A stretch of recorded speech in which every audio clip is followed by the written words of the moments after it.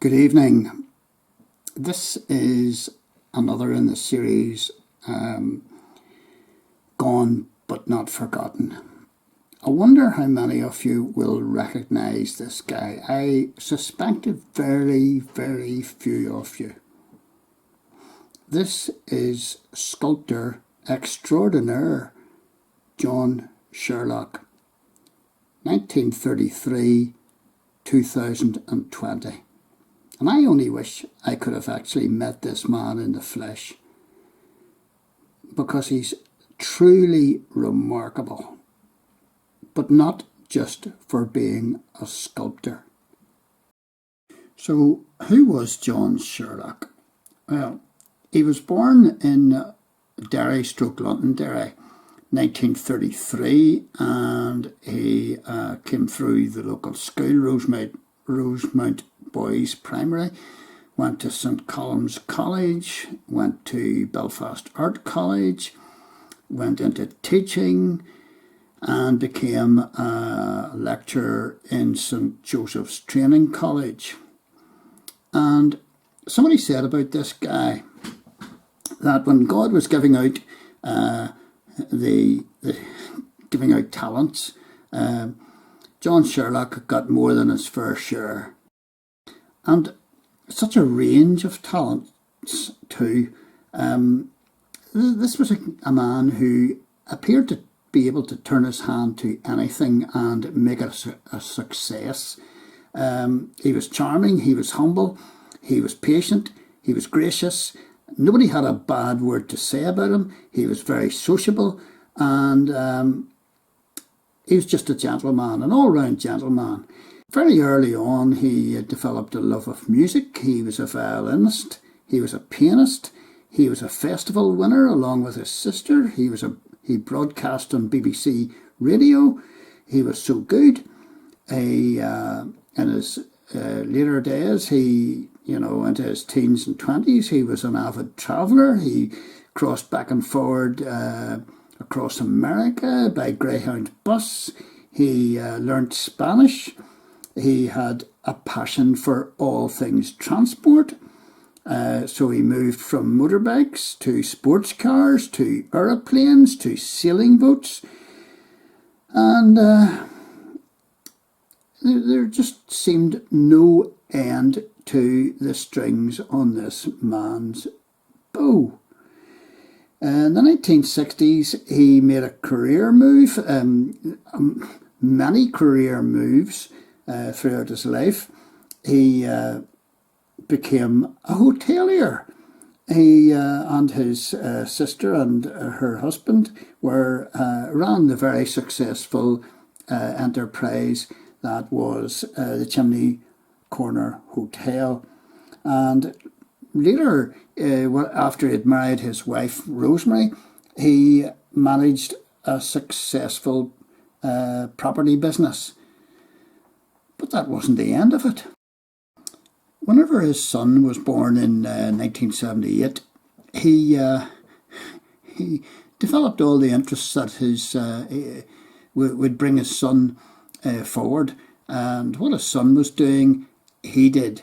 And he showed his son the way. He raised chickens. He taught himself the classical guitar, the French horn, the trombone, the organ. He bred golden retrievers. He completed a master mariner's sailing course. He got his pilot's license. And this was all, as I say, tied up with trying to encourage his son, who did all these things and more, probably too. In his late 60s, he returned to his first love of art.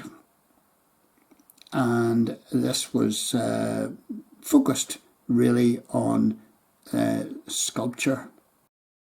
And one of the reasons I like John Sherlock as a sculptor was he was a classic.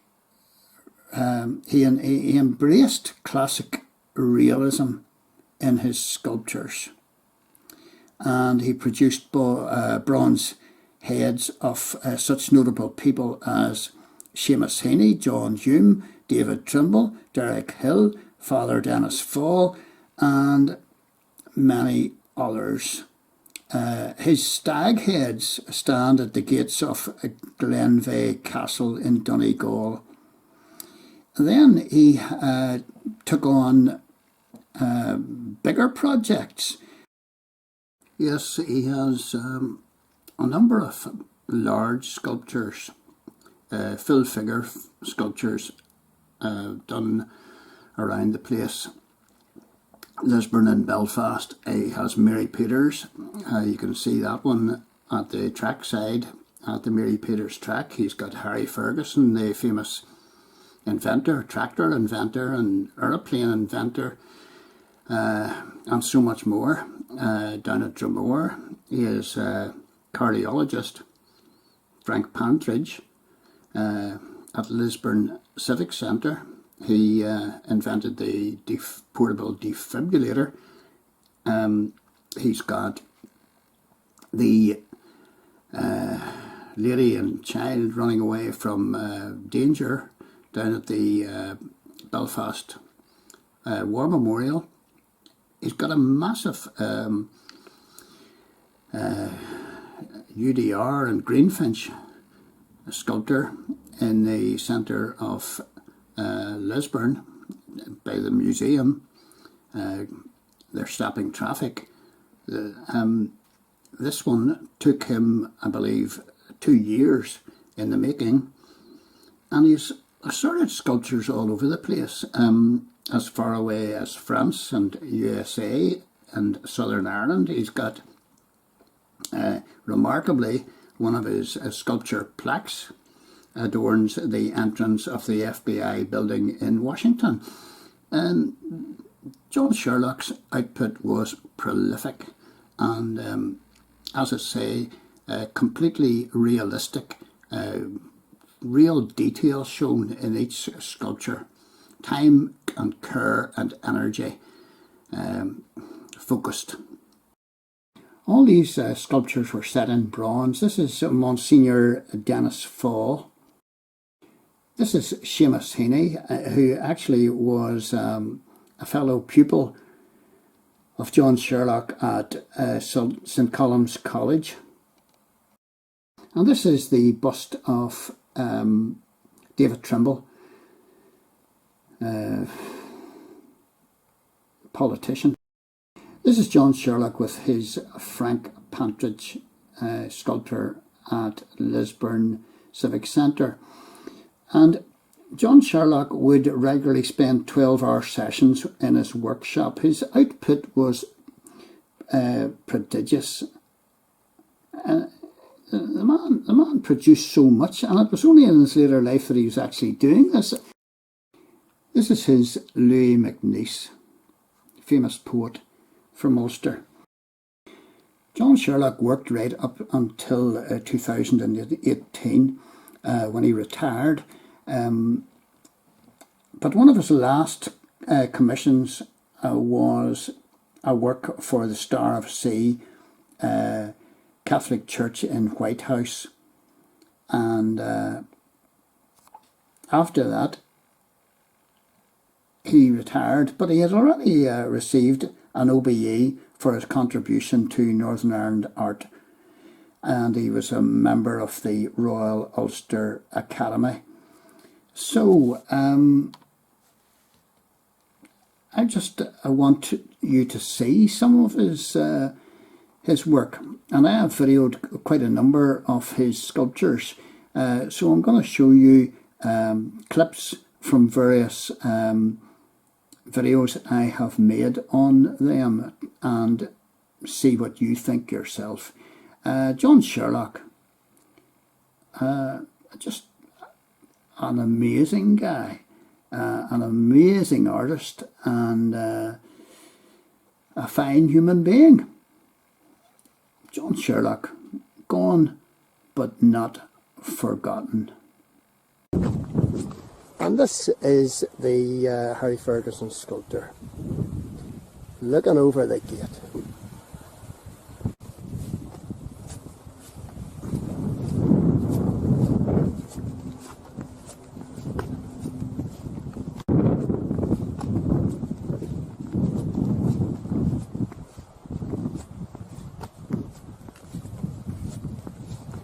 Statue was unveiled by granddaughter Mrs. Sally Fleming, 2008. And there he is with a spanner. He certainly put a spanner in the works with his inventions and creativity and entrepreneurialism. And here we have the lady herself, Mary Peters. And this is a particularly good sculptor. Pentathlon Olympic gold medalist, Munich 1972. Now, isn't that something else? There she is. That's a particularly good sculpture. I like that. And there's her gold medal. That's about as close to the gold medal as I'm going to get. Standing in front of the centrepiece, and I've got Kerry, one of the curators here, to keep me right about things. Kerry, who and what is this particular sculptor all about? So this piece was commissioned by the museum in 2009. John Sherlock was the sculptor. It's cast in bronze.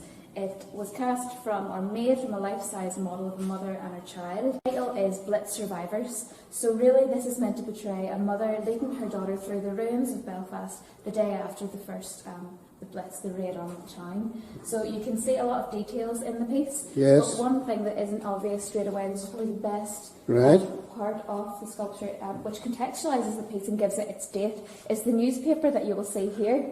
Oh, right. It was the original Northern Whig newspaper with the headline 200 feared dead, and it was cast in bronze and put in the piece just to give it the date and that link to the Blitz. Right. But there's so much else within the piece that is just makes it so valuable to the museum, and the kids that come in, they love to see it. Not only have you got the mother and the child, but even the way the mother is dressed. She's wearing a traditional mill worker's uniform of the day. So someone who would have worked in Mackey's or ammunitions or textile factories of the day, this would be her. Even her hairstyle is down to the period. You have the vintage roll and the shoes, leading into the young girl who is wearing what you would see a lot of children in the 1940s wearing. She's carrying her teddy bear, which is just flung at the back there. Yes. Can relate to that. Yes.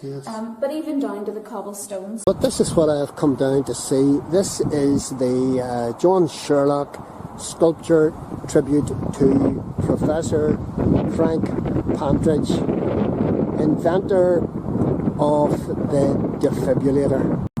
This is the man, and it's at the side of Lisburn Civic Centre. There's his pipe, and this is the portable defibrillator that we now, well, it's one of the early ones probably. And most sports clubs and most schools have one of these. People's lives have definitely been saved because of this, the early intervention of the defibrillator. But I've come down to Lisburn this afternoon to check out this absolutely brilliant sculptor.